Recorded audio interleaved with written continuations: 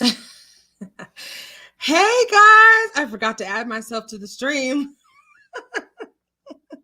Hey everybody, how's everyone doing? Thank you so much for being here. Happy Monday.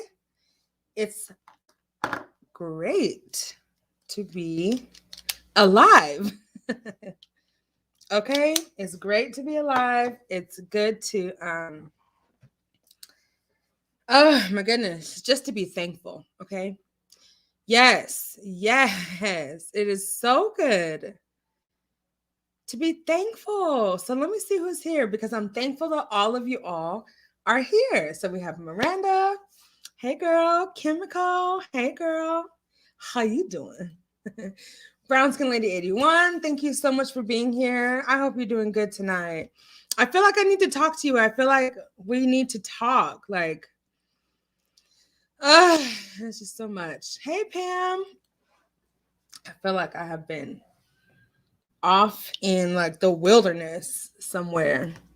I'm saying hey to everybody. Thank you so much for showing up. How's everybody's Monday been going? Hey LB, how you doing? After all the toxicity of YouTube, let's brighten our day and talk about important stuff. Yeah, let's just kind of shift the tone of some things. Please and thank you.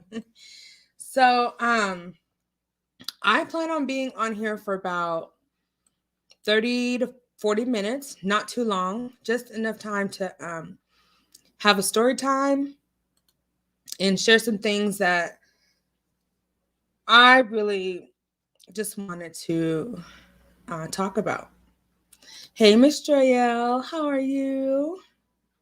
I'm smiling so big, like top teeth over my braces and everything. Like, hello. A lot of pain tonight yet again, but today, has been good otherwise. Oh, Miranda, I know. It's crazy. Yeah. But I hope you do start feeling better. Let me see. Mr. L saying hey to the chat. So I wanted to talk about, okay, so obviously welcome to our BBW Kings and Queens night, where we are here. Hold on one second.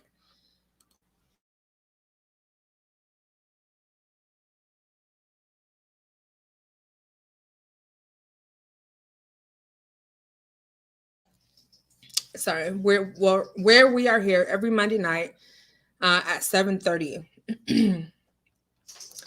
This is the Monday after Thanksgiving, you guys. Like,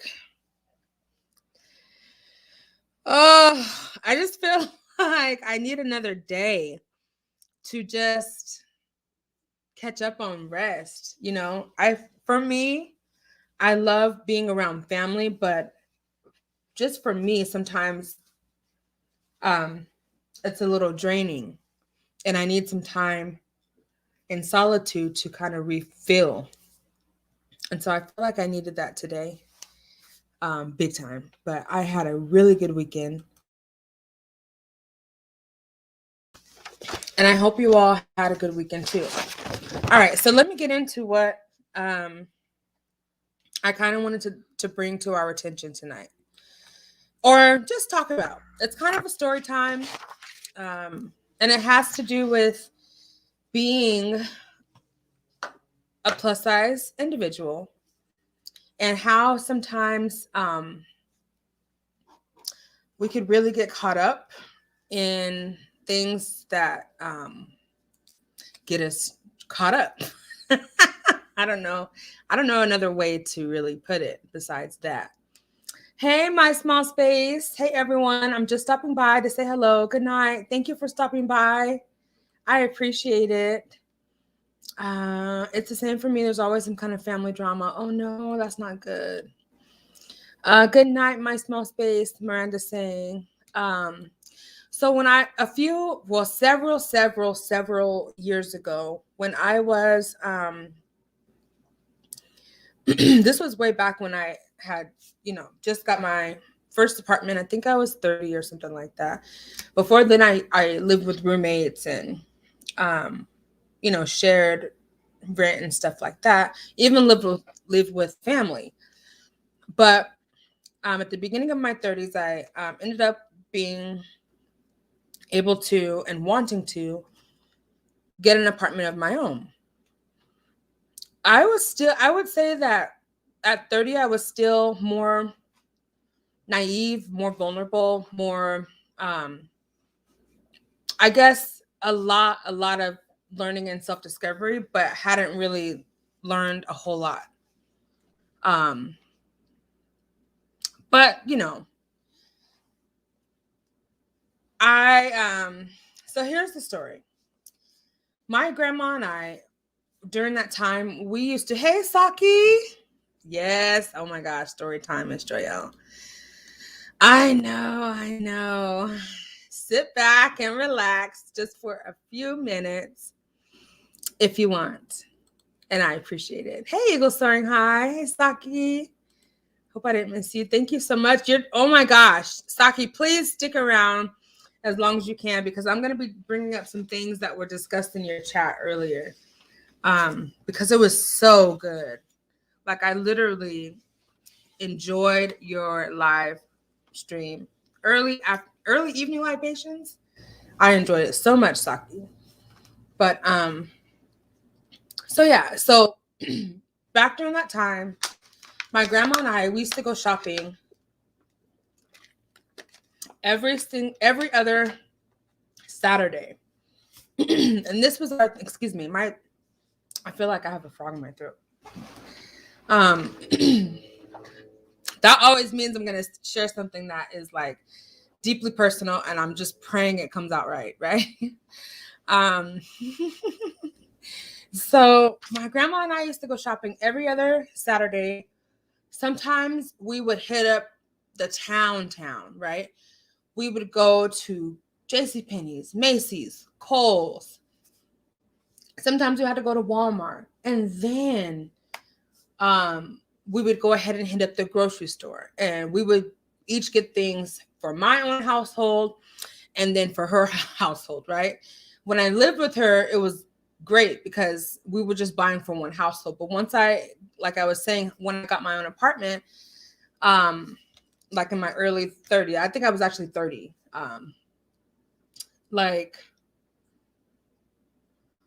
Girl, guys, we shopped till we dropped, like literally. And so back in those days, like I was saying, I would like say that I was kind of clueless. I hadn't really had like a ton of long relationships or anything like that. And I was definitely very naive on a lot of things. Like, I was green, like square, completely. Like, even now, there's some things I'm just like, they go over my head, and I'm just like, I just deal with it because I don't understand some things. And it's just because I'm just green and I'm a nerd, and I'd rather like sit and read a book or a magazine than like watch, honestly, like Real Housewives or something like that. I'd rather like go and plant flowers in my garden or like do something that uses kinetic energy over, I don't know, doing other things. But anyway, I was very naive, you all. I was extremely, I would say, like, book smart. Sorry, my eyes are, ooh. I was kind of book smart, but still had to study a lot and put a lot of effort to really gain understanding. Like, I don't know if I have, like, the way my mind thinks and works, I need details. I need a foundation in order to understand something really and thoroughly. So for me, that's kind of where I learned, honestly, and conditioned myself to have a knack and get a grip on studying and becoming a good student. Because of the way my brain works, I don't get certain concepts with just one perspective. It takes a well-rounded kind of a way for me to really gain insight into something in a real in-depth way. But nonetheless, during one of my shopping trips with my grandma, I was single, per usual, right? And not looking at all for anything.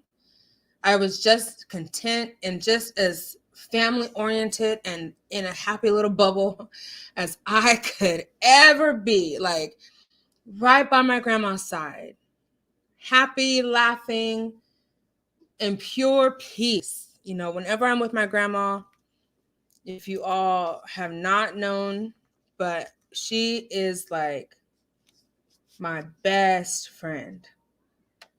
And I can do anything. She is the one person that I have to talk to every single day. This single person on this earth, mind you. Okay. And so I was shopping with my grandma.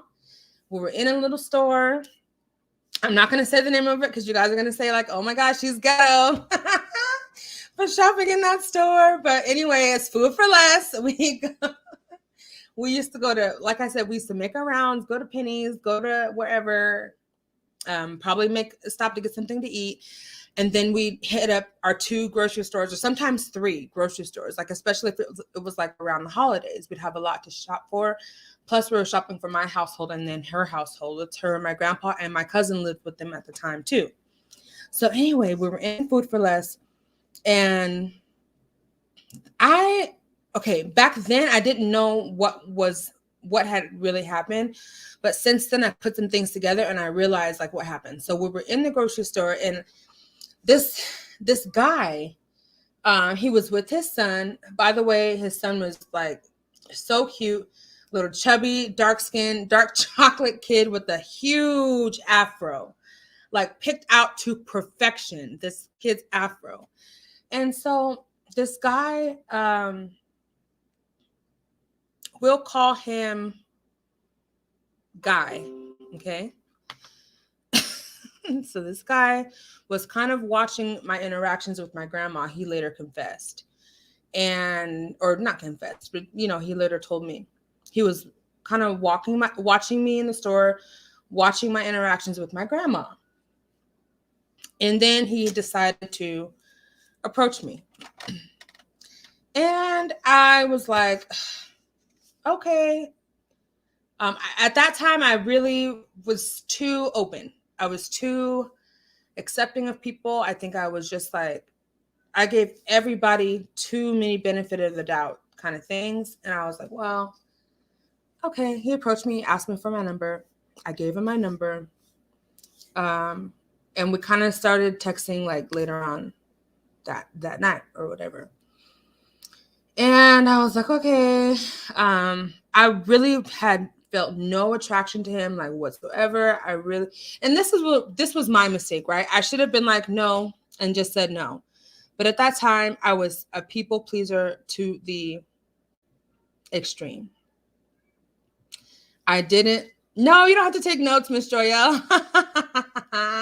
If you want to, but hopefully not to embarrass me later. But I know you wouldn't do that, but just for anyone else, But we started chatting and I was way too open. Like when I say I should have just looked at him one time and been like, absolutely hell no. Not for me. Wouldn't ever be for me. Like, no. But I was too affording of people's like intentions or good intentions or whatever. So, long story shortened, we ended up seeing each other. And Saki, the conversation we were having earlier in your chat, this is why I don't give strangers my address. This is why I prefer to date in public. Long before I bring someone to my personal space at home where I'm safe. Because I ended up getting kind of together with this guy out of just not like knowing or wanting to like say no or whatever the reason. It was like I didn't have any sense of having a boundaries at all. And that's really sad at that age that I didn't, it is really sad. But I learned from that relationship or that involvement with that person so many things the hard way. And so this person, like I said, he was studying me in the store, my interactions with my grandma for God knows how long. I don't even know if he saw me there before either. But like I told you, my grandma and I, faithfully, every 2 weeks, we went shopping. The same stores. Obviously, this was before Coviana. The same stores during the same times. It was like our thing. Like we enjoyed it so much. And so who knows how long or when he had seen me there before, I don't know. But he did admit that he had been watching my interactions with my grandma. So there had been some things that had gone on, like some of the ways that I had seen him interact with his son. And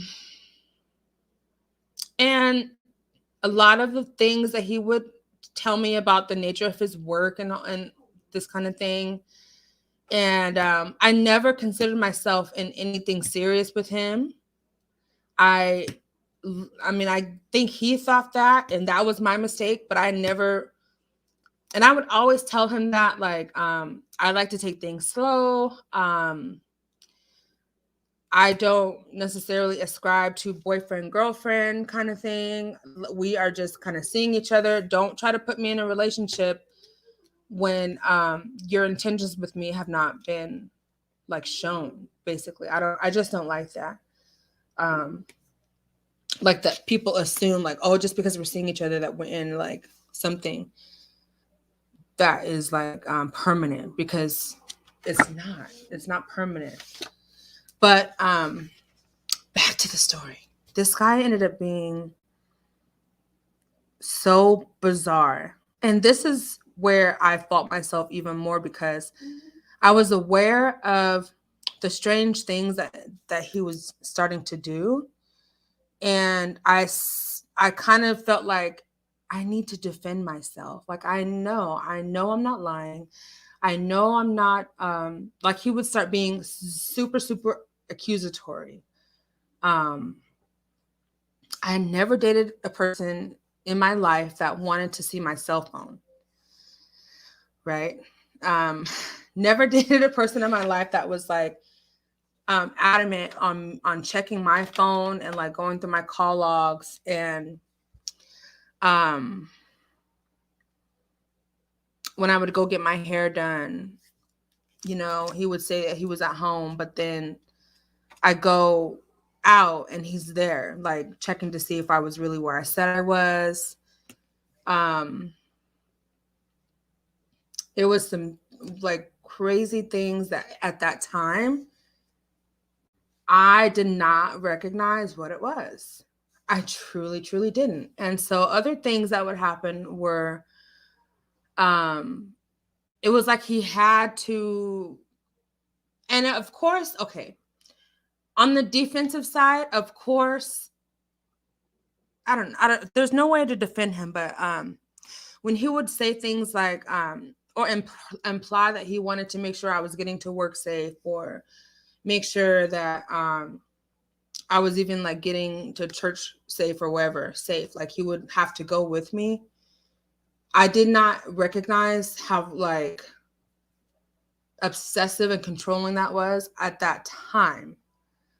I was like, yes, I thought it was like very strange. I thought it was very too much extra, but I never knew at that time that it was like dangerous. I swear I did not know. I just thought this guy is off and I need to like watch out, but I didn't know what I was watching out for. I just remember feeling like very guarded, but also very like intimidated almost. Like if I didn't like slowly and surely comply with these little things of like letting him see me to work, letting him, be at my apartment while I wasn't there, or, whatever the things were that I wasn't really cool with, that I didn't have enough boundaries or enough self-awareness to be like, hey, he's asking me to do something I'm not comfortable with doing, and I'm doing it just to say yes. Because I don't want an argument, and I don't want him to think I'm lying. Oh my God, what if he thought I was lying? That was like, I didn't want him to think I was lying. I don't like to be called a liar. So yeah, that was a sore spot, right? But at the end of the day, after like a few months, maybe about 6 months, maybe, I was like, I need to distance myself from this person. I was like, starting to realize I felt like I was in danger when he was around. Okay. And so it was the language, it was the tone, it was his aggressiveness. It was, okay, one time, and I didn't know that this individual might have been using drugs either. And that was probably another thing that was like, oh, made everything worse. So one time he was accusing me. Oh God, how embarrassing is the story? One time he was actually accusing me of using drugs. Okay. He accused me of a whole bunch of things. Like, when I tell you like crazy, crazy things, it's just like, I laughed it off at first because I was like, there's no way I'm going to explain myself to this. Because some of the things he would say were just so outlandish that I literally would laugh them off. But I soon learned that I must keep my laughter inside. Like, I can't laugh out loud. That's, but he asked me to do a drug test one time. And I was like, to myself, I said at that time, like, this is the last time I'm going to do something to appease him, because I know that I'm not a drug user. I know that I'm especially not using the drugs he was accusing me of using. You know what I'm saying? And so I was like, okay. So we went to Rite Aid and we got one of those home drug kits. And I fucking did the drug test. I'm sorry, excuse my language. I cannot believe I actually did the drug test, but I did. And of course, the drug test came out clean. It was a home kit. We got it from Rite Aid, literally. Of course, the drug test came out clean. But do you know, he tried to read the results to convince me that I was on drugs? I mean, you can't make this up. I was like, he can't be that idiotic. And mind you, at the time, I didn't think I was the smartest person either. I knew I was smart, but like I said, I was very challenged to the point where like I had to read things several times to like understand. And I doubted myself and stuff. Being with him made me doubt myself, because he would say things like he would accuse me of things that I knew I didn't do. And then like he tried to trip me up, but I like I said, I would just like kind of laugh it off sometimes until I learned like, oh, I can't laugh out loud. But he tried to convince me that the directions on the drug test paper were showing that I was actually in fact on something. And I just couldn't believe it. Like, I couldn't believe it. And again, I started feeling that like I'm in danger. I'm in danger because he wouldn't let it go. Even though I went and proved, which I didn't have to do in the first place. I went and proved by taking a home drug kit that I was clean. And you know, the thing is like at one point during that night, I was like, okay, now let's go ahead and go back to the drugstore and you can take one now. And you know, of course he wouldn't do it. Of course, because he was clean. Right? In his own, according to his own whatever. Woo! And so it wasn't too long after that night that he indeed had felt so comfortable and right. It was like this kind of cycle. It did happen in stages that I didn't realize at the time what exactly was happening. But at this point, I kind of recognized the danger that I was in with all the accusations, with the following me, with, you know, just the expectation that like I'm readily available, you know what I'm saying, to him. And like, I got to pick up my phone. I got to answer every text. It has to be within a certain amount of minutes. If he needs to see me on video, I got to be on video to prove where I am. And I mean, he was calling me while I was working full time. And I worked as, you know, I worked as an after school program coordinator for kids. And I was busy all day with 120 kids in my program that I had to look after every single day for 4 hours after school, right? Plus the staff that I was responsible for. I mean, I didn't have time to answer his every damn call. But he didn't realize that. Do you know? I mean, he didn't care, basically, okay? Do you know he would show up at my job to make sure my car was there? And the nature of my job, sometimes I had to do a lot of shopping for the program. I mean, from after school supplies to craft supplies, and I had 6 different classes: kinder first, second, third, fourth, fifth, sixth, 6th, 7th, and 7th, 8th, right? I had to shop for all those different classes. 25 students in each class. I had to coordinate all of the activities and stuff from my program. So sometimes I had to shop before the after school program began, right? And so sometimes my car wouldn't be at the school. And so he would use that and say that I was out somewhere, like, of course, having sex, cheating, doing drugs. I mean, it was endless, the amount of things he accused me of doing. Endless. And so the night of the drug test, it wasn't shortly long after that.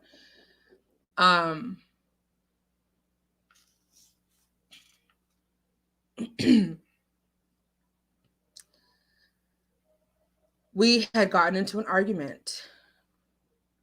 And at this time, I was over it. Like, he could tell I wasn't over it, because I think like on the day before, I actually, I had to trick, guys, I had to trick him in order to get home and get in the house and be home by myself. And I lied and told him I wasn't, like, I was at my grandma's. I wouldn't be home for like a certain amount of time. And of course, I just wanted to be home alone. And so, oh my God, I didn't even tell this part. Okay, because what happened was, oh my God, I can't even believe I did this. But earlier on, I think maybe the 4th month of us, I don't even like to say dating, because that's not even what it was, of us having our involvement, he convinced me and I allowed it. I gave him a key to my apartment because, he spun it to where like, oh, what if something happened to you and how can I get inside? Blah, blah, blah. Right. So whatever. I gave him a key. That will never happen again. So what happened was there was an incident where I felt like he was in my apartment and doing things that, of course, I didn't approve of. And plus, it was just he felt too free to come and go. Obviously, it was my apartment. He wasn't paying any of my bills, right? So an incident happened where I felt like, oh no, this is like, I had already been getting this sense of like, I'm in danger, but like, how do I get out of this? I didn't know how to get out of it. So I went to my apartment manager and I asked her, and we had to do it in a swift way. Because he was always stalking my apartment because he would accuse me of like people being at my apartment. That's why I needed to, oh God, it was just crazy. I can't even. So anyway, I asked my leasing manager to change my locks to my apartment, and we had to do it so swiftly in a way that he didn't know I changed the locks. But I think before I had the locks changed, the night of the drug test, I keep going back to that because I'm still to this day, I can't believe that even happened, like that night of the drug test, or it was around that time. I think it was the night after. We had gotten into an argument and I had it, but not to the point where I was angered, but just to the point where I was just like, I don't know, this guy is crazy. I knew he was crazy at this point, and I was just like, I don't know what to do. So I had asked him to leave. He would not leave. I begged him to leave. Was like, I just need to have alone time. Like, please leave. Like, get out of my house. Like, I was like, I probably yelled, like, get out. Leave. Like, I don't want to be around you. I was frustrated. He made me disgusted. Like, I just did not want him to touch me, be around, like anything. He would not leave. And so he had said something that was just like so stupid. And I laughed out loud because I was just like, oh, I just need him to go. And at that point, as soon as I laughed, his eyes like raged, and I was like looking for something in my dresser drawer. And I just remember, and his son was there. Like, his son was there at that time. I remember he came into my room from the living room, and he asked me something like, are you laughing at me? You think this is funny? You think this is a game? Or he said something crazy like that. And this guy choked me out. He put his hands around my neck. He pushed me up against the wall. And was choking me. And of course, like, I'm a thick and big woman. And at that time, my fight and flight had kicked in. And I was fighting him back, trying to get his hands off of me, just doing whatever I can to get out of his grips and to keep from being cornered, because I didn't know what he was capable of. In a split moment, I looked around for whatever I could puncture him with. I thought about how I could gouge his eyes out and how I could bite his fingers off probably, or bite into one of his veins to get his arm and hands from wrapped around my neck. He was so close that I couldn't move my feet, but I could move my eyes. That's about it. Finally, I broke away from his grip, and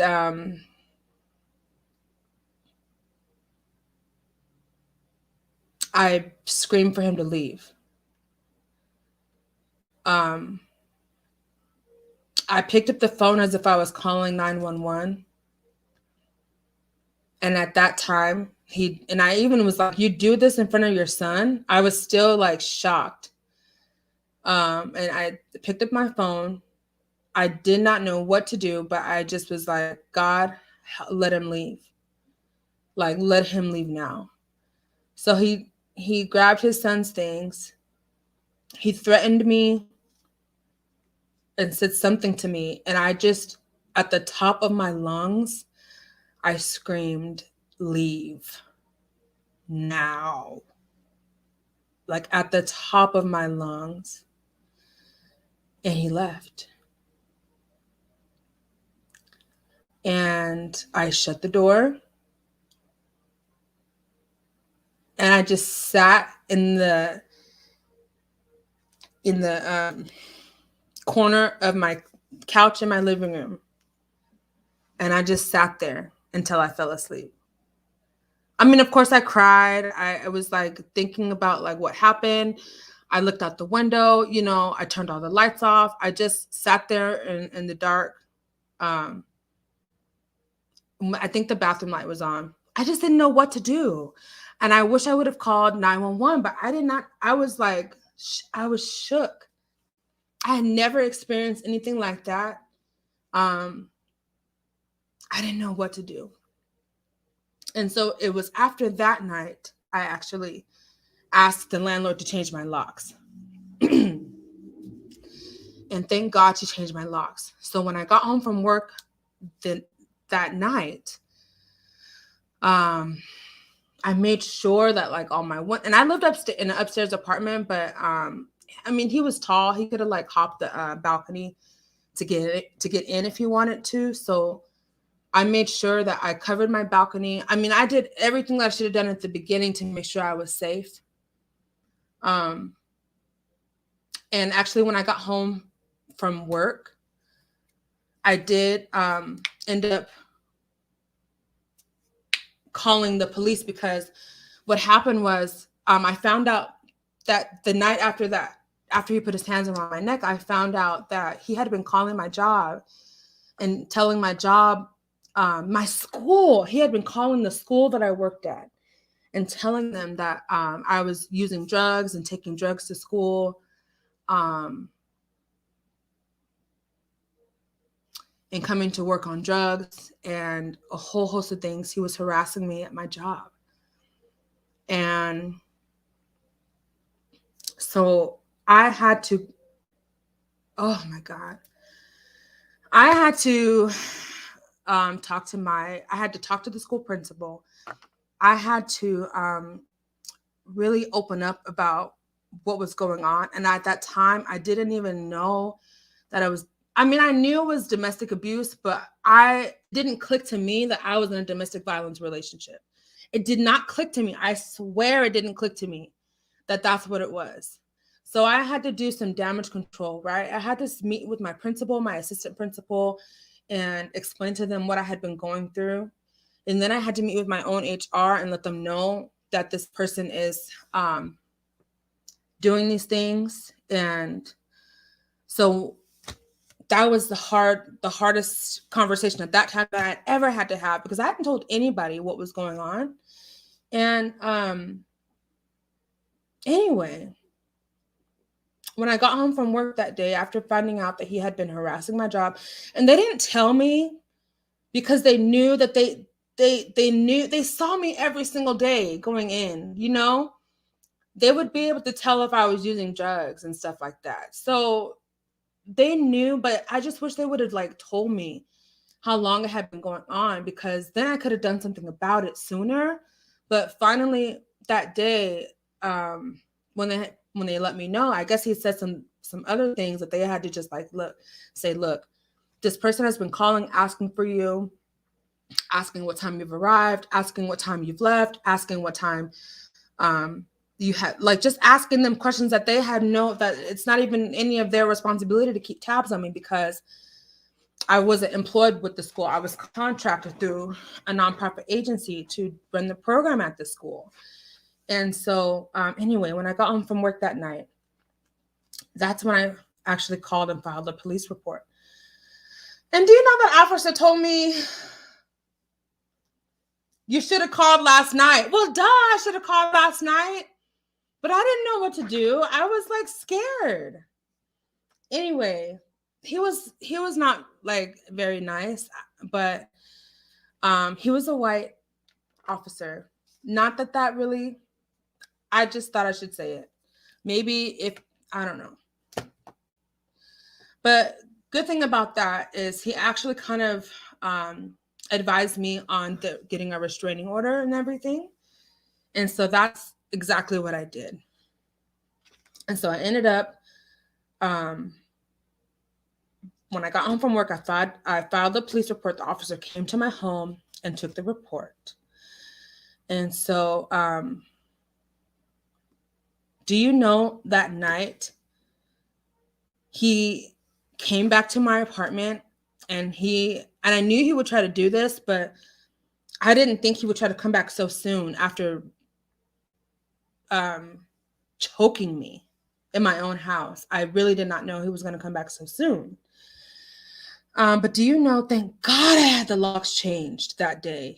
And I wasn't home when they did it. I had to call after I went to work and found out he had been calling my job and all that stuff for however long it was. I called my leasing office right away during the middle of the day to have them change the locks while I wasn't home. So I had to make sure I got back home in time to meet the police officer and to be there before the leasing office closed so I could pick up the key to my apartment. And seriously, like, woo, I was so glad that all that worked out. And maybe 3 or 4 hours after the police officer left, I finally was like, my heart started to kind of like get back to normal. And I was like, okay, I started to feel a little bit more safe again. Lo and behold, this Negro comes back. He tries to use his key to get into my apartment. He didn't even knock.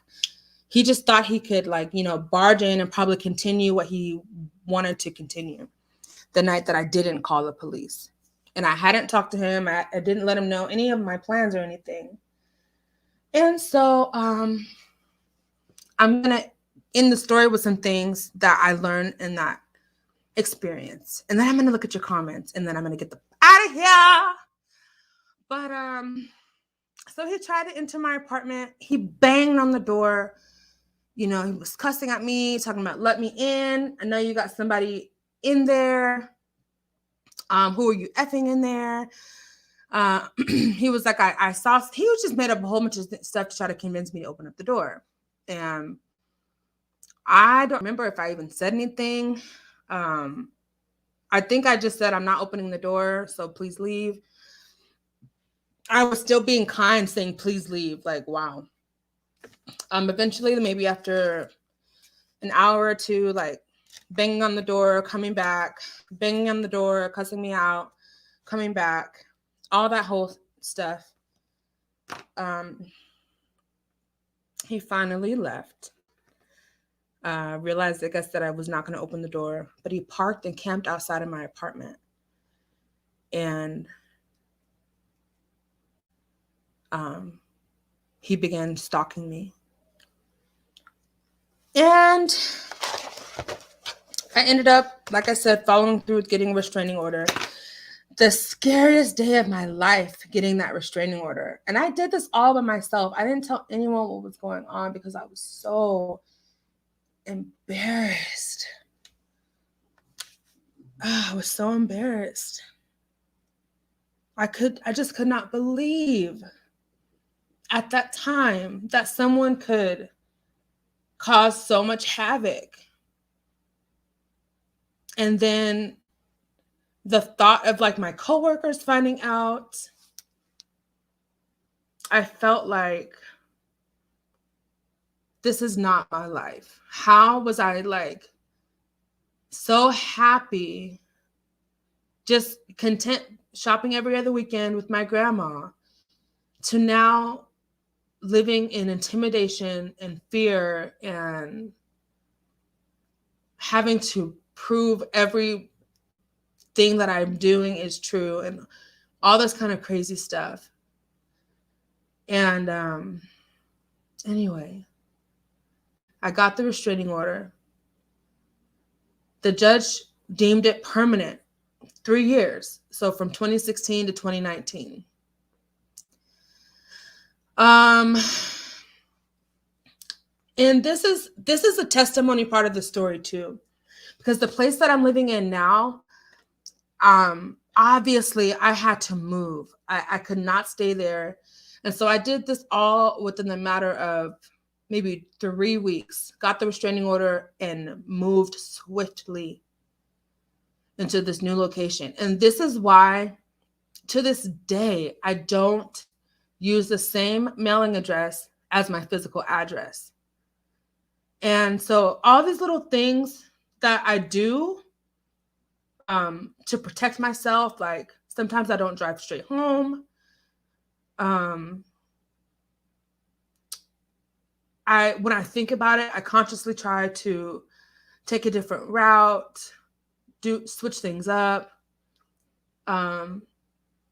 If I hear a familiar car driving by, sometimes I feel that pit in my stomach. There's just certain things that I do now that is a result of that, So the sheriff ended up going with me to deliver the restraining order. And that was such a victorious day for me, because when the sheriff, we parked somewhere that was maybe like a block away from his residence. I knew what kind of car he had, and I was able to identify that he was home. Thank God he was home. And the sheriff, we met, and I gave him the papers to be served. And it was a Black police officer this time that delivered the restraining order papers or whatever. And that was like, woo, okay, God, thank you. And so when he came back and said, your papers have been served, I felt satisfied. And after that point, I began packing up my apartment, and I began praying for God to open up a place for me to move immediately. And lo and behold, God be the glory. I'm still living here in this place that I came to search out on my own. And anyway, here we are. The moral of that story is night stalkers do exist. No, I'm just kidding. I didn't know I was dealing with someone at that time that was a malignant narcissist. Involves someone that has a combination of internal fragility, aggression, and general suspiciousness of those around them.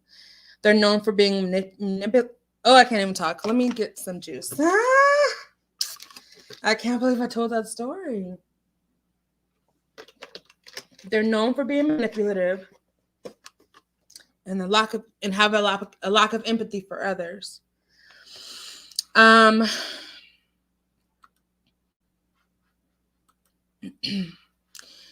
Lastly, people with narcissistic personality disorder or malignant narcissists. This is from choosingtherapy.com. There's a medical doctor as well as other licensed mental health professionals who write this particular information, and I'll put the link in the chat. They say malignant narcissism is a term that's used to describe a person who has the symptoms of both narcissistic personality disorder and antisocial personality disorder. Combined, these two disorders can show up as arrogance, need for power and recognition, and tendencies to use or exploit others for selfish reasons. Like most personality disorders, malignant narcissism interferes with relationships and is considered largely untreatable. So, evidently, being stuck in the orbit of a malignant narcissist can take a heavy toll on your sense of self and on the relationships that are important to you. And this is very true. But yeah, there was a lot of things that I didn't understand at that time that I way understand now.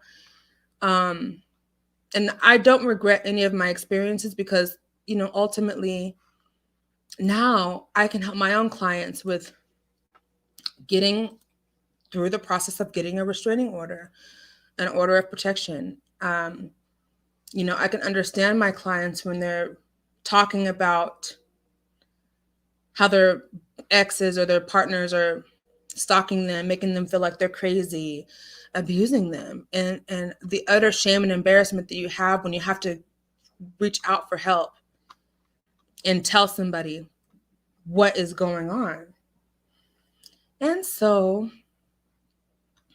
here I say to you, thank you for listening to my story. Thank you for staying through to the end. This topic is something that I think we can carry on discussions indefinitely, because I know for a fact some of you may have similar stories that you might want to share. And let me tie it all together with why this is something that I decided to share on a BBW Kings and Queens night.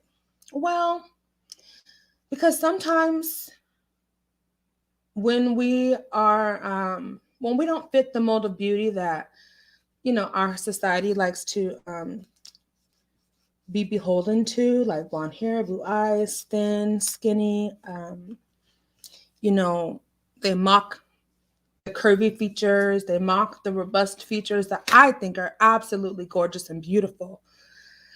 But I feel like as a result of kind of growing up in this world where plus size women are often deemed as like undesirable, really, right? Are not highly favored. That was, I think, one of the contributors to how I actually was allowed myself to kind of fall into a situation like that. Because one of the things that I kind of fell for was, him saying like, I prefer big women.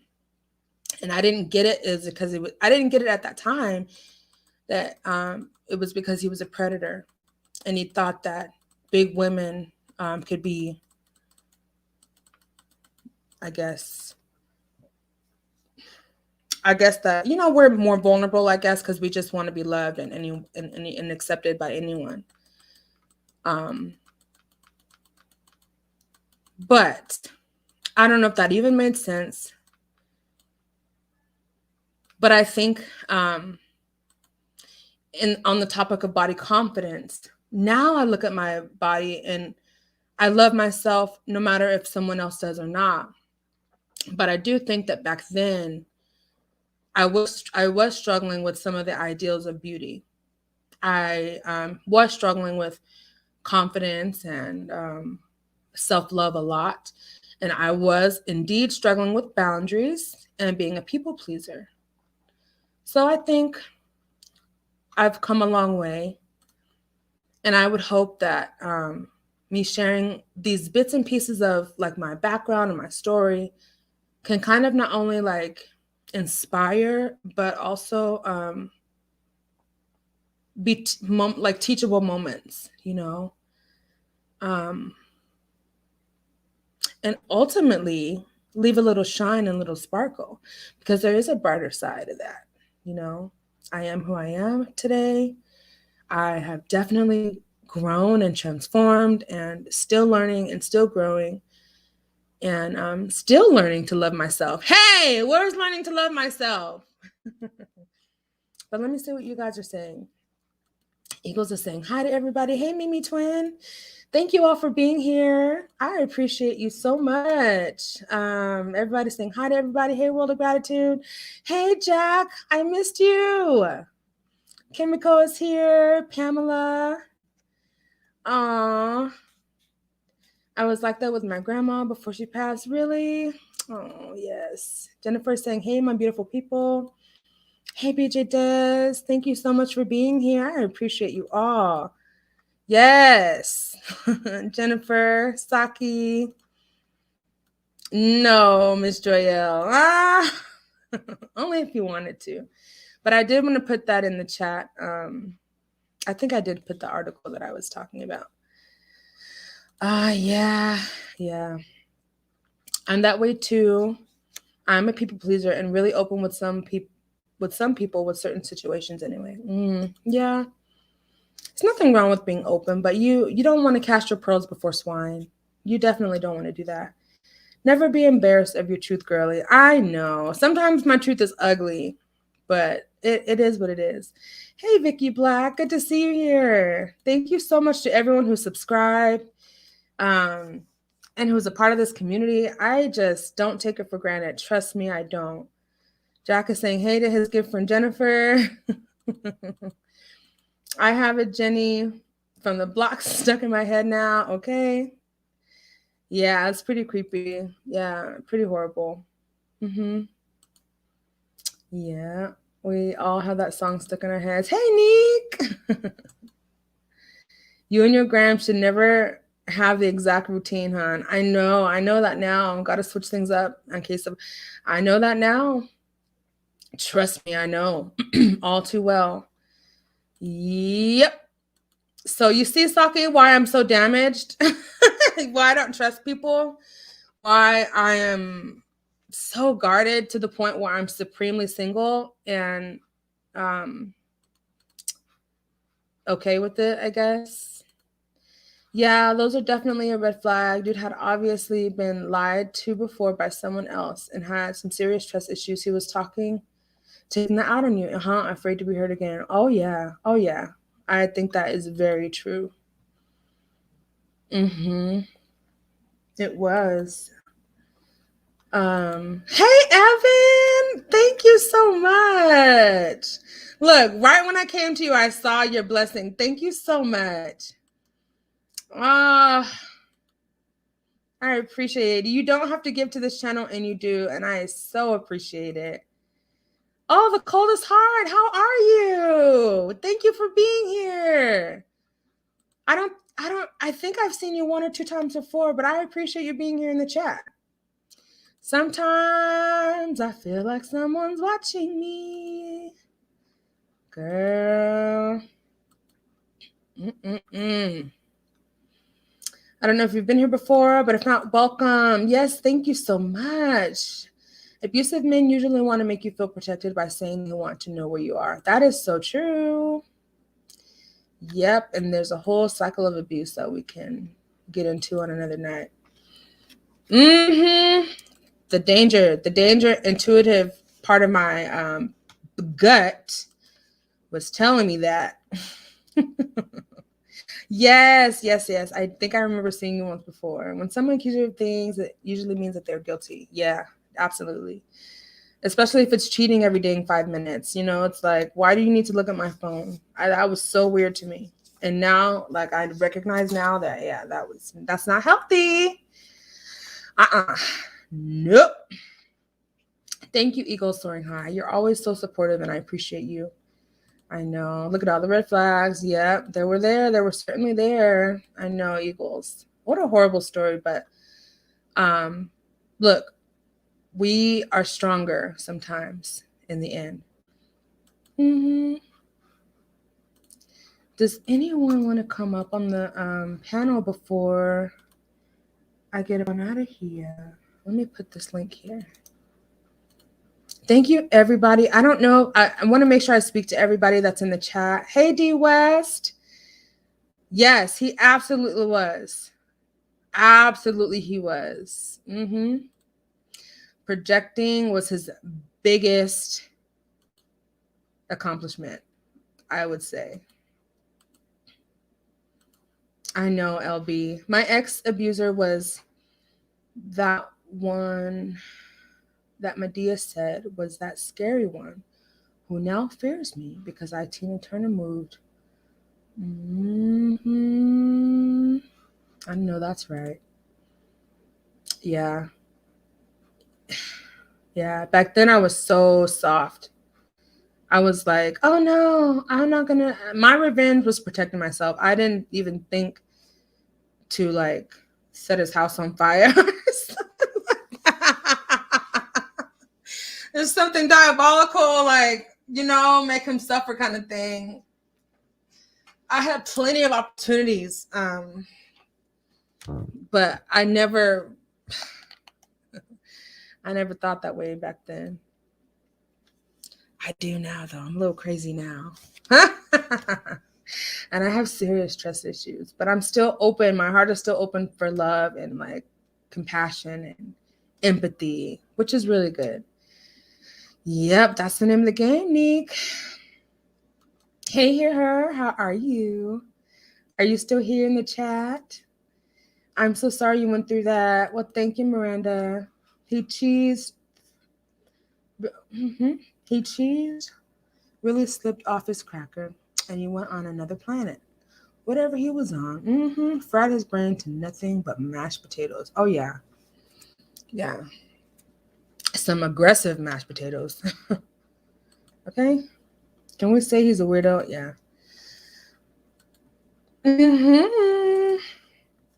Did you get your popcorn? I'm so jealous. I want some popcorn now. Hey, Hear Her TV, Kimiko saying, yes, please drive safe, Hear Her. And please let me know when you get back home so we can chat. Miranda. Okay. Yes, good to see you. Kimiko, Jack is saying. I guess he didn't have a job. He said he was acting. He said he was an actor. Okay. That was his whole like grandiose narcissistic claim. But it turned out that he was like an extra, he did like casting calls and stuff. So he did not have a permanent job, Did he want to sniff and check your undergarments too when you left out and came back? Eagles! I'm not even going to answer. Ooh, no. Shit, too much. Wouldn't doubt it. Breathe and exhale. I know. I was getting kind of choked up, like, talking about it. And the topic of this thing tonight was basically like how plus-size women can be the predatory targets of like malignant narcissist. Only because that's what I experienced. But I wanted to know, like, what do you think that, I don't know. I guess it is true. I don't. But what do you guys think about what we talked about? Like, kind of like what I shared. We got you. We're here for you. Thank you, Miss Joyelle. You are. All of you are. And I appreciate it so much. Smooth talker. And I was such an idiot. Let me just say it like that. I was. Not now. But I was definitely foolish. Hey, Jack. My new YouTube friend. Ooh, Jack. See? Told you have a lot of girlfriends. I told you. He was weighing you down, and that's why you were doing the things he asked. Yeah, absolutely. Yeah, he was. Because I was just like, I hate fighting. I hate confrontation. I'd rather just, now I can stand it. Now I can push back when I need to. But yeah, back then I was just like so conformative. Look, y'all behaving tonight. Jack, I hope Lucretia's not here. Hey, T. Good to see you. You should have had some. I can say that. When you laughed at him, you embarrassed him. In turn, pissed him off. Yeah. That was so true. I think that was his trigger, like being laughed at. Although I wasn't like laughing to tease, I was just like, ugh. I laugh at everything though, like this freaking ring light could make me laugh if I wanted it to. Like, so that's just the kind of person that I am. But it was one of my many blessed traits, dare I say, that he wanted to stifle. Right? He didn't want my light to shine, but it's shining now. It is so bright right now. Sure, Jack. But why we behave, we grown. Ooh, chemical. I see that thing. I see that thing brewing. K and J. Shaking my head. They don't like being laughed at. I know. Hey, T. I know, Jack. Always grab his balls. Sorry. That will hurt. That's what will hurt him. Girl, I was sick of them things. I didn't want no parts of them things. Let me tell you. None. And that, obviously pissed him off too. He wasn't getting so that was also his reason why I had have been going to someone else, because I wasn't, putting it out. So unfortunate. He sounds like a psychopath, self-esteem, regulating, insecure, dirty John type. So dirty. Wait, oh hell no, really? Yeah, I know. Oh, hey, 82. How are you? Thank you so much. Are you still here? Because this was like way back at 30 minutes ago when you came. Wow. Thank you for stopping by. Abusers hate being laughed at. That makes them rage. Yeah, I know. I learned that. Everybody's saying hey to 82. That's right. You are so sweet. I couldn't imagine. Oh, so... Ugh. I needed to grow up, and wow. Sorry that happened to you. Thank you, T. Saying hi to Miranda. Thank you, Miss Joyelle. I know. But the thing is I recognize there's so many women who have gone through that, and even worse, Like I thank God it didn't get worse before it ended. It was already bad, but it would have gotten real bad. Like, yeah, I'm so happy that I made it out of that too. I know. That was the hardest part for me. I just caught the tail end of this, but I am sorry that happened. Oh, 82, thank you. Thank you. I know. But I'm on the other side of it. But some of us young ladies, you have to, I don't know. I was young and dumb, but now I'm like, you got to do better. But you have to protect yourselves, It's a different world that we live in. And that was a few years ago. This is so scary. I hate to say it, but if he did that in front of his son, it could have been worse without the child there. Oh my God, I know. It's true. It's true. And my danger radar was up a long time before that. And I just didn't take any action. I felt isolated and like I didn't know what to do. You should have went to make some breakfast. What? You should have went to make some breakfast. I'm so sorry. My flesh rose up. What do you mean make breakfast? Does that mean like beat his arse? Is that what that means? I have gotten restraining order pronto. Yeah, I had to do that. Yeah. But if I hadn't gone through the process of getting a restraining order, let me tell you, I wouldn't honestly know how to help my clients advocate for themselves now when they have to go through it. So like I said, I don't regret it. I'm actually thankful that I had to go through that in order for me to learn some very valuable lessons in self-preservation.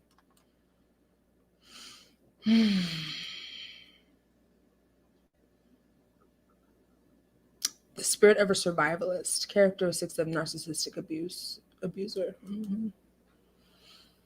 Thank you, Evan. I know, me too.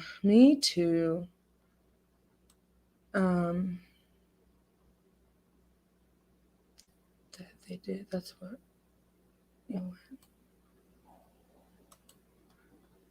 Yeah.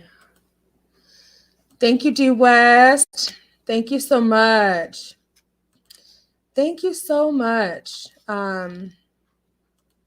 Yeah, I'm glad that you understand Coldest Heart. 82 is saying, hey to everybody. Would have made you feel better. Yeah. Thank you, her. Oh, what'd you say? Jennison. Jennison, I've been talking to you in the chat. You missed my comments. Who's Jennison? Is that supposed to be Jennifer? Thank you, dear love. I hear her. All is better now.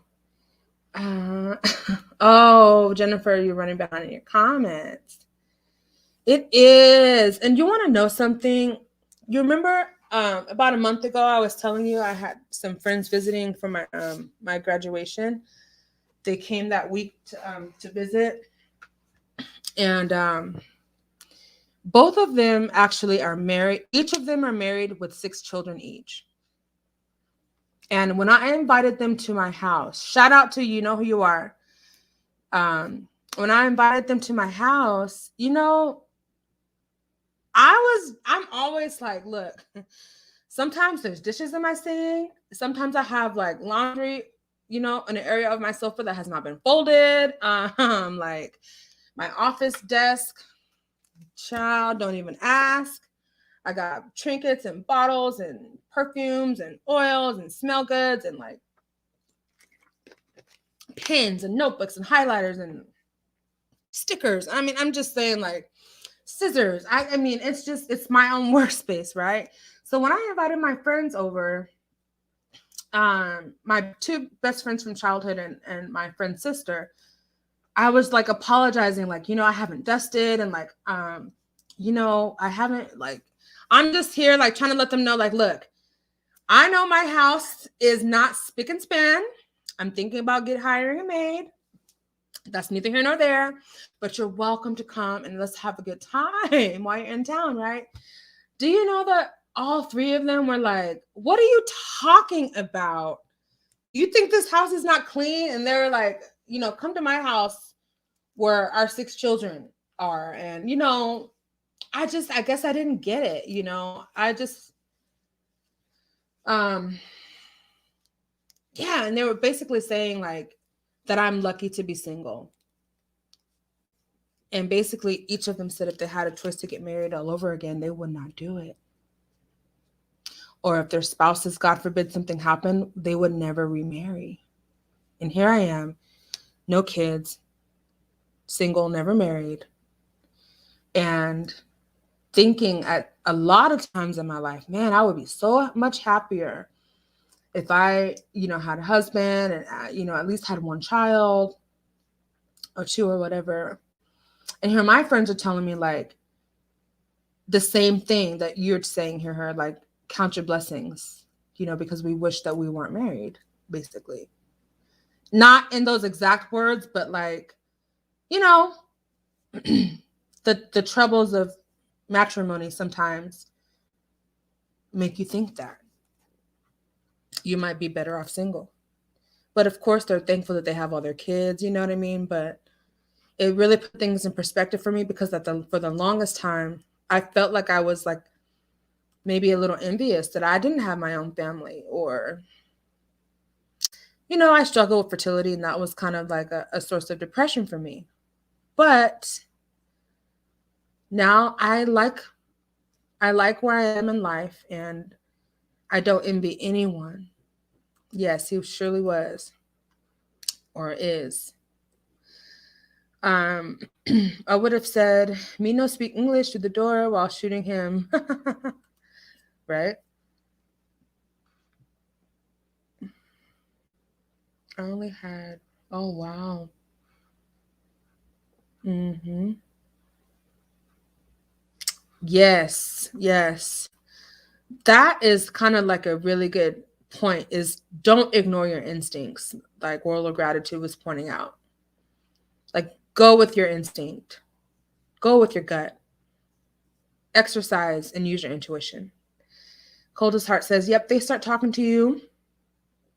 And they know your whole schedule and you know, and know when to show up. I know, that's the craziest thing. They count on you being embarrassed and isolated. That is so true, Jennifer. And it worked. Yep. I do change it up now. Thank you, D West. I appreciate that. Absolutely, LB. Absolutely. My pleasure. Oh, no problem. Oh, gaslighting mother. I know. I know, Brown skin with the right, brown skin lady, like a mug. Didn't even know what gaslighting was back then. I swear. I could recognize it now, though, in a second. I can call that thing out now like nobody's business. It takes a lot of courage to boldly remove yourself from that environment and behavior. Yeah. Yeah, I just wanted, a sense of normalcy in my life back. And God just literally opened the door when I was ready. Yes, thank you for sharing. It helps us to identify red flags. And it us that are going through it know that they're not alone. Bravo to you, girl, for sharing your truth. Never be embarrassed. Oh, thank you, Pamela. Well, I won't be embarrassed anymore if something comes up. I mean, I'm sure I will be embarrassed, honestly, but I'll push past it because I know that me sharing that will help someone, in the end. I couldn't spell malignant. That's okay. That's okay. Of course, Neek. Thank you guys for listening and being here through this. So, my pleasure.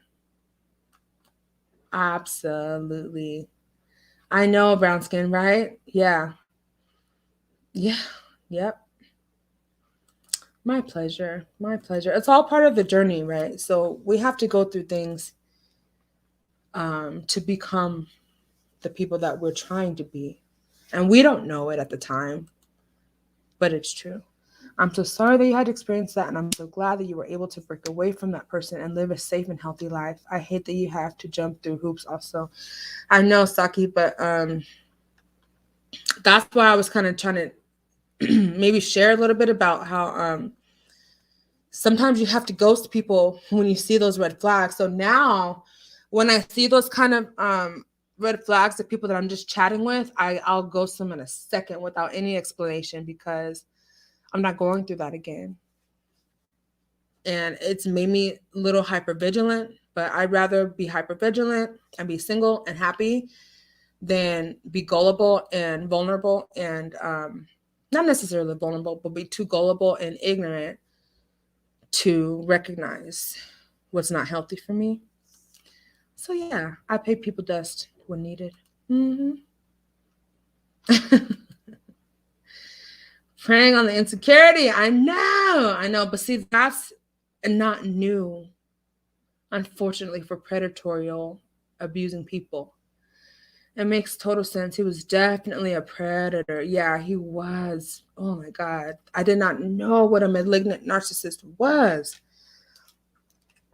Even after ending that relationship, after even getting the restraining order, my head was still spinning from everything that happened.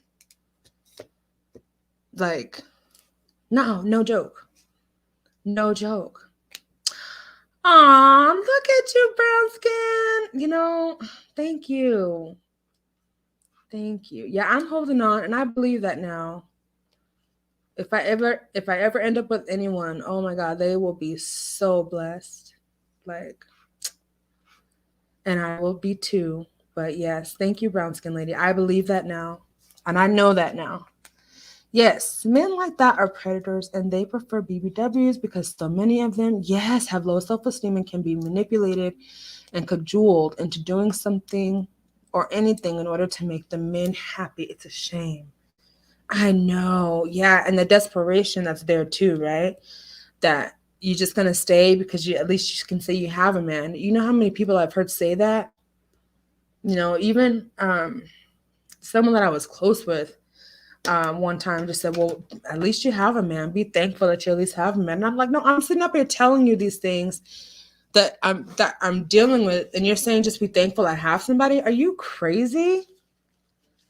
Are you insane? Hey, Lucretia. Uh-oh.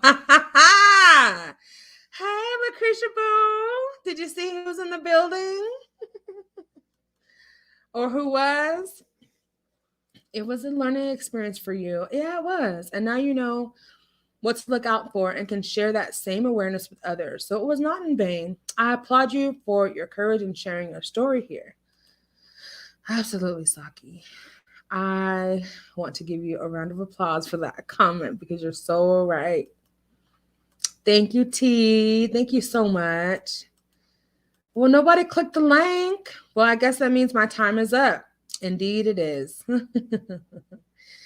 Jack, Lucretia Jack, where you been, sis? We missed you too. We did. You are beautiful inside and out. Oh, thank you, hear her. So are you. And don't you ever doubt it. You hear? Thank you so much. I love all of you guys and gals and individuals. I do. I'm so happy I caught it live.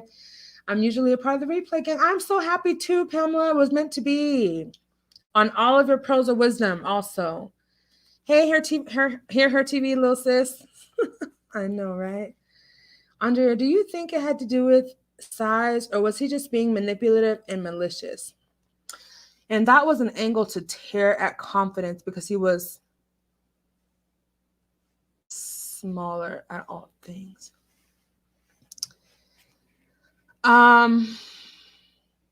For that particular person, because of the way that he operated, the ways that I learned of his operations, I did and do feel that he particularly chose and preyed on me because he was malicious and because I was plus size. I am pretty sure my body language at that time, even though I was beautiful, my body language at that time did not read confident. It did not ring secure.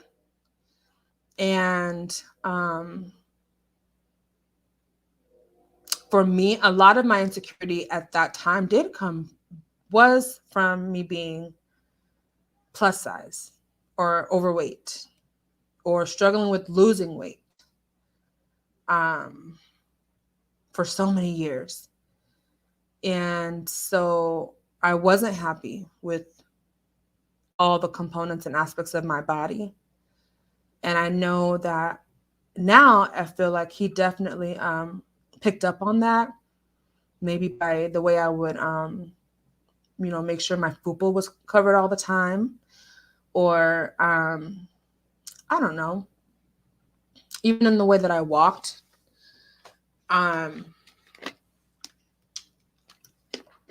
I certainly wasn't confident in my physical appearance as much as I was in my academic success. And I do think, world of gratitude, that on some level, it was a combination of both. He was manipulative. He was malicious. He did have malignant intent and malicious intent. He was very insecure. And he was very small-minded and very pea-brained and very, There goes Tuna. Very malicious, just not nice and very suspicious in nature.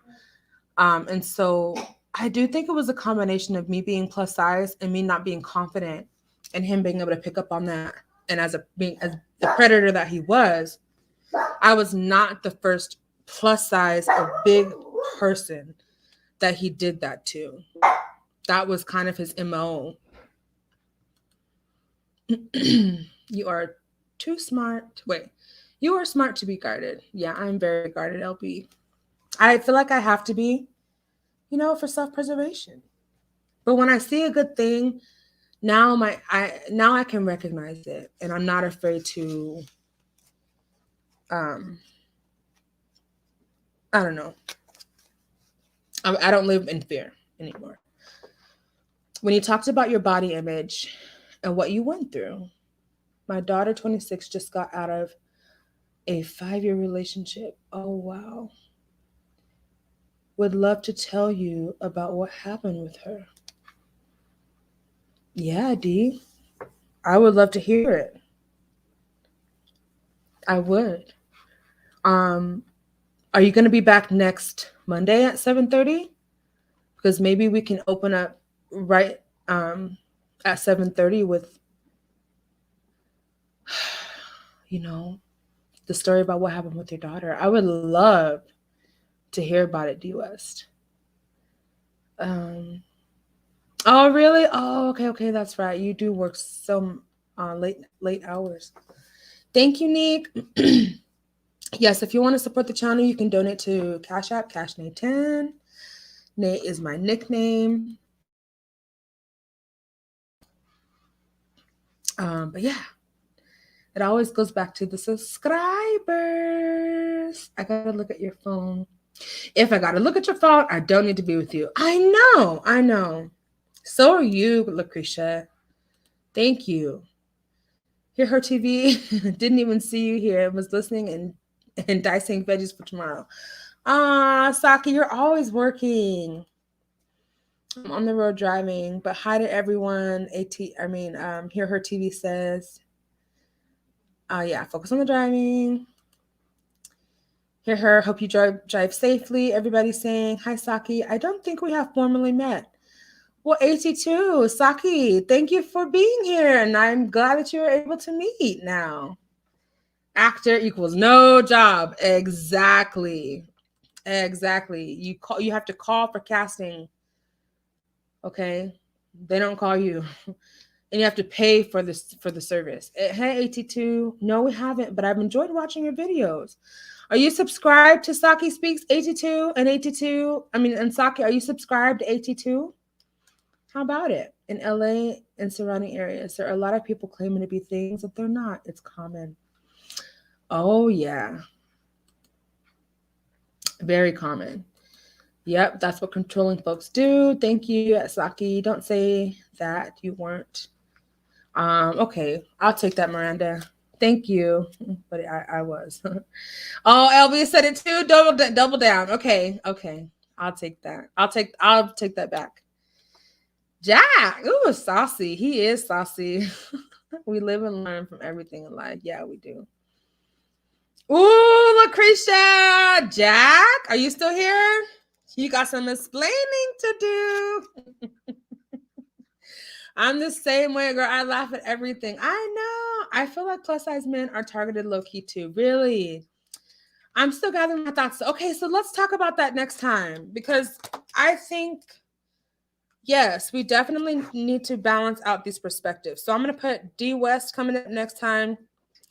And Evan, if you want to come up on the panel next week, if you're available, we can talk about that, how plus size men are targeted too. Okay?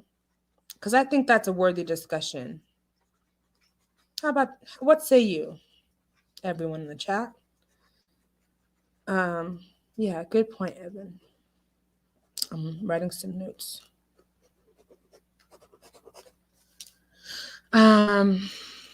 You laughing, let him know you're unbothered. Yeah. I was starting to be unbothered, but also like, ooh, just ready to get up out of that. Yes, very glad it didn't end up worse. I know. Just believe in yourself. Just believe in yourself. I know. At least I didn't get pregnant. Oh my goodness, because it could have happened. Al grits his ass. I should have, because he was steady making grits too. And I don't even eat grits like that, man.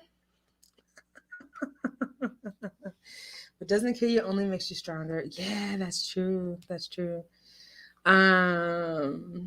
Thank you, Miranda. Thank you so much. I'm just trying to get through everybody. A hot grit ball.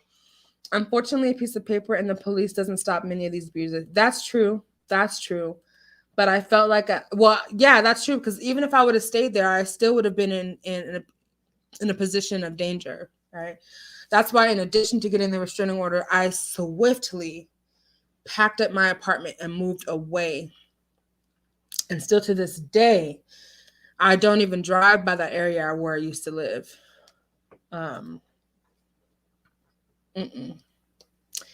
And unfortunately, like my name is, well, that's another thing. The breakfast was not to eat. You should have played grits ball. I know, or should I say, reenact the Al Green story? Gotcha, gotcha, gotcha. Yeah, yeah, I should have. That would have, yes, really made him. Nika saying hello to Yasaki. I'm so sorry. No one deserves to deal with that. No one does. That's the point. No one does. Okay, good. No one missed each other in the chat. Oh, yes. I loved your live tonight, Asaki. So glad I was able to catch it. Me too. Okay, so before we get off of this live, Saki and whoever was in Saki's chat, if you are still here, I need to know something. No, it was not for you to drink. It was for you to serve with the cup. Oh, hot tea. Got it. Got it. I appreciate you saying that. And I'm glad that you made it. And I hope that you can come back soon. And you're welcome anytime. Oh, that was so sweet. IG and stuff twist how we think of our houses. Oh, good point. I do too. I'm just like too much of a perfectionist too. I'm a recovering perfectionist, dare I say? Yeah, I think the way. Yeah, I think that the way a lot like wait. I have such a bad baby fever. Oh, okay. Oh, you do, Miranda? No, I love my hubby, and this is my second marriage and the last. I will not marry a third time. I'll be single and just have lots of sex. Okay. Speak. I love your channel. Yes, because it's all peace. I know it does. I love Saki Speaks Easy. Always trust your gut. It's your gift from the Most High. They will try to make you question your gut, but don't let them do that to you. I know. That's why I love when Saki says, salute your spirit and protect your peace. Exactly, Pam. Yes, don't be afraid to ghost them or block them. Yeah, yes, you have to trust your gut. It's literally your lifeline to the universe and the Most High. That's why your umbilical cord is connected to it. It feeds you while in the uterus and then guides you outside. Absolutely. That's brilliant. No problem, Miss Joyelle. My pleasure. My pleasure. Absolutely. He was just a hater of your laughing and your spirit. Oh, yeah, he did hate me. He hated my light. He did. Yes, be sure to protect your spirit. I'm going to make sure my daughter watches this. Okay, D. West, what do you say? Do you and your daughter want to come up on the panel next Monday night at 7:30? And we can hear your story next week. I think that would be great. Excuse me, my throat is so dry. He was shocked.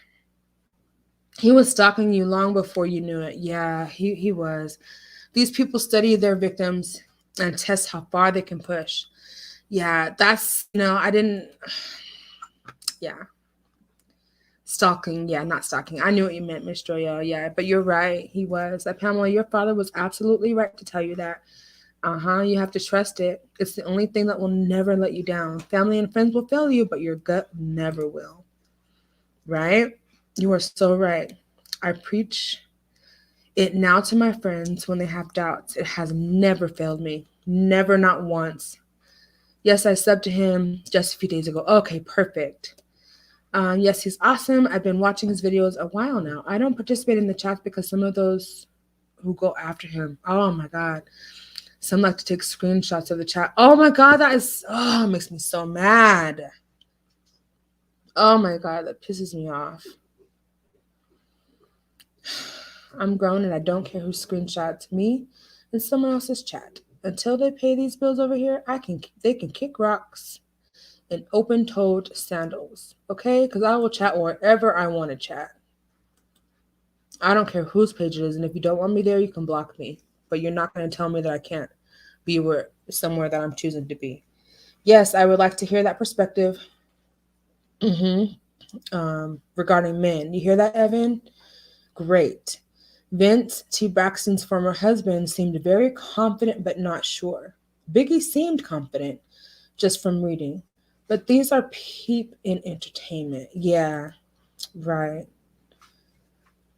Yeah, I'm very interested in the male perspective on that too, because it does go both sides. If there are some vixen, I don't want to say vixen women, but there are some women who are also just as predatorial as these malignant men. There's also malignant female narcissists that are just as wretched. True. It's like sometimes I don't want it to keep me from it, but sometimes it does. Yeah, the intimidation, I can't stand it. Okay, you're open to discussion, Evan? Perfect. Perfect, perfect. I'm not sure that DOS is still in the chat. Yeah, she'll hopefully get her daughter to come back next Monday. I understand how you feel.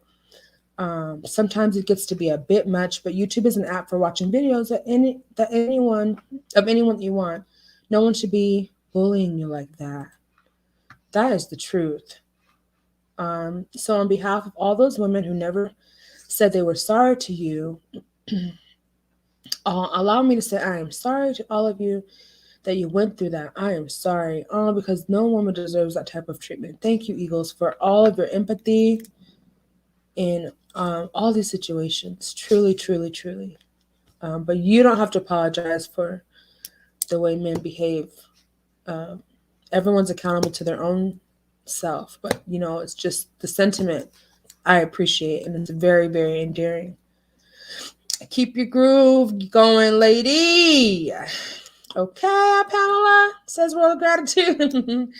I'm not sure my daughter will. Okay, but I will do my best. Same time, I'm horrible at public speaking, just so you know. Yes, D West. Same time next Monday, okay? And if you want to DM me on Instagram, I'll put it here in the chat. And you can reach out to me and we can, plan ahead for the show, or we can talk about it.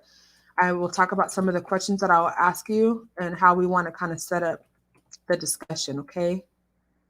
I think that would be perfect. So I put my IG in there if you want to DM me, or your daughter can. Just so you can, feel comfortable, because I know how it is. I still get nervous before I have to come on live. So trust me, I definitely understand. Oh yeah, thank you, World of Gratitude, for saying that to Pamela. Same time next week. So next Monday, 7:30 p.m. Pacific Standard Time. Why did I pause? Yeah, you will do great. And the best thing about this community, Ms. D West, is that we are literally a community. Like, we support each other here. We really find strength to be open and honest in our communication. And we are patient and love with one another.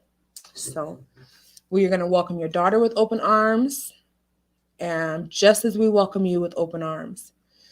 All right, my dear ones, this is the end of this. Is it a podcast? This live stream. I really hope that you took away something from what was shared, what was discussed, and even in your interactions with other people here in the chat. I just want to thank you all again for being the best community here on YouTube. I mean, we literally, can you guys please stop? We literally grew from 0 to something. And I wouldn't be here and able to do this and have these kinds of breakthroughs without you. So I don't take it lightly that you support this channel, because you literally could be anywhere else for the past hour and 40 minutes that we've been here, but you've been here and engaging with each other and with me. So I thank you and I appreciate you. And please come back next Monday. We're going to have 2 special guests on the panel. Hopefully Miss D West, actually 3 guests. Miss D West and her daughter are going to come on the panel and share, in their story. And then we're going to have Evan come up. My sweet, sweet Evan. I smile every time I think of you, Evan. We're going to have Evan Comeyu come up, and she's going to also give us some insight on what she's learned about how plus size men are also preyed on, okay, in different settings. So that will be a great discussion.